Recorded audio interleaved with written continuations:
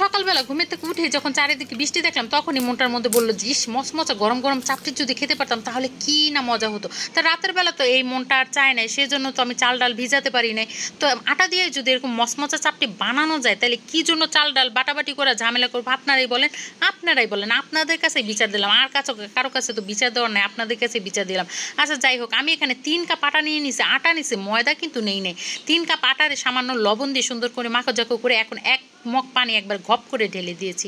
প্রথম কাপ পানি ঘপ করে ঢেলে দিলে পরের কাপ পানি কিন্তু ঘপ করে ঢেলে দেওয়া যাবে না, আস্তে ধীরে মাখাজোকা করতে হবে আর একটু একটু করে পানি দিতে হবে। এটা কিন্তু বেশি পাতলা হলে হবে না, আবার বেশি ঘন হলেও কিন্তু হবে না। এটা কিন্তু একটা মানে পরিমাণ আছে, যে পরিমাণ পাতলা হইতে হবে, সেজন্য কিন্তু অল্প অল্প পানি দিয়ে এটাকে ডো বানিয়ে নিলাম। আর এখন এই পর্যায়ে এটাকে থাপড়াথাপড়ি করতে হবে, এমনভাবে থাপড়াথাপড়ি করবেন যার কথা মনে করে থাপড়াথাপড়ি করবেন। কার কথা মনে করবেন জানেন?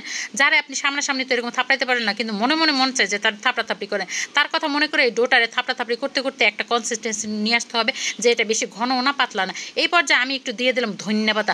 আপনাদের কাছে ধনিয়া পাতা না থাকলে নাও দিতে পারেন। ধনিয়া পাতা দিলে যে এইটার মধ্যে দিয়ে কী সুন্দর ঘ্রাণ আসে সেটা তো যারা ধনিয়া পাতা খায় তারাই জানে। যাই হোক, ধনিয়া পাতা দিয়ে কিন্তু খুব সুন্দর করে আবার মাখোজাকো করে নিয়ে এটাকে এখন প্রায় 5 মিনিটের মধ্যে রেস্টে নিয়ে রেখে দেবো। 5 মিনিট পরে এটা নিয়ে চলে আসবো চুলার পারে।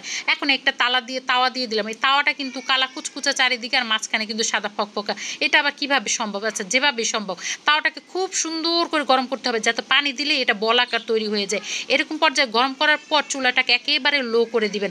এরপর হাতের মধ্যে সেই ডোটা নিয়ে আস্তে আস্তে করে চারিদিকে স্প্রেড করে দিতে হবে। এখন মাঝখানে যে ময়দাটা এক্সট্রা থাকবে সেটা কিন্তু উঠাই নিয়ে রেখে দিতে হবে। স্প্রেড করা হয়ে গেলে একটু অপেক্ষা করতে হবে, তারপর দেখবেন যে উপরে বলের মতো ফুলে উঠতেছে। এটাকে আবার খুন্তির সাহায্যে সুন্দর করে কেটে দিতে হবে। যদি বলের মতো ওইটা উঠতে দেন তাহলে দেখবেন যে ওই জায়গাটা মচমচা হবে না। এই তো দেখতেই পাইতেছেন কড়াই থেকে কিভাবে উঠে গেছে। একদম কোনো টানাটানি হেঁচড়া হেঁচড়ি খোঁচাখুচির কোনো কিছু দরকার নেই, একটু উঠালেই দেখবেন যে উঠে যাচ্ছে। ময়দাটা খুব সুন্দর করে মাখাজোকা হলে কিন্তু এটা খুব সুন্দরভাবে এইভাবেই উঠে যাবে। আর পিছনটা হবে একদম মচমচা কচকচা। দেখতেই পাইতেছেন কতটা মচমচা হয়েছে। দ্বিতীয় চাপটি এটা দেওয়ার আগে কিন্তু খোলার মধ্যে আবারও পানি ছিটে দিয়ে দিতে হবে, আর একটা ন্যাকড়া দিয়ে খুব সুন্দর করে মুছে দিতে হবে। তারপরে আবারও চাপটির গোলা নিয়ে খুব সুন্দর করে স্প্রেড করে দিয়ে দিতে হবে। এটা আপনারা চাইলে মোটাও করতে পারেন, চিকনও করতে পারেন, যে যেভাবে খেতে চান সেভাবে করতে পারেন। আবারও মাঝখানে যে বল আকারে উপরে উঠে আসতে চাইতেছে এটাকে খুন্তি দিয়ে খুব সুন্দর করে খোঁচাখুচি করে এটাকে মানে বন্ধ করে দিতে হবে, মানে এটাকে আর ফুলতে দেওয়া যাবে না। ফুলতে দিলেই দেখবেন যে ওই জায়গাটা মচমচা হবে না। যাই হোক, এই যে এটাকে আমি আর একটু লাল লাল করে একটু পোড়া পোড়া করে নিয়েছি। প্রথমটা কিন্তু একটু বেশি কম পোড়া পোড়া হবে, আর পরেরগুলো কিন্তু খুব সুন্দর করে আরও পোড়া পোড়া হয়ে যাবে।